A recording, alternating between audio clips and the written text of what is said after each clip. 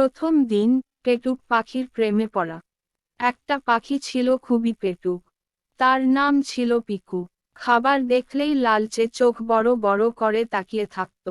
একদিন সে দেখল একটা সুন্দরী পাখি, রং যেন রংধনু, গলায় চেইনের মতো পালক ঝুলছে। প্রতিদিন নানা রকম ফল, বাদাম, বিস্কুট এনে গাছের ডালে সাজিয়ে রাখে। পিকুর তো মাথা ঘুরে গেল। সে ভাবল, এই পাখিটাকে বিয়ে করলে তো সারা জীবন খেতে খেতে দিন কাটবে। পিকু প্রেমে পড়ে গেল। সে গান গেয়ে গেয়ে প্রেমে ফেলল পাখিটিকে। কিন্তু হঠাৎ একদিন সে দেখল, সেই সুন্দরী পাখি একটা খাঁচার দিকে ইশারা করছে। পরে জানা গেল, পাখিটা আসলে একটা মানুষকে সাহায্য করছিল। সে খাবার দিয়ে পাখিদের খাঁচায় ঢোকাতে চায়।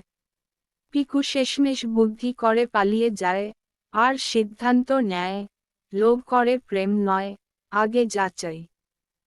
মূল শিক্ষা: শুধু খাবার দেখে প্রেমে পড়া ঠিক নয়, বোকার মতো না ভেবে আগে বুঝতে হয়।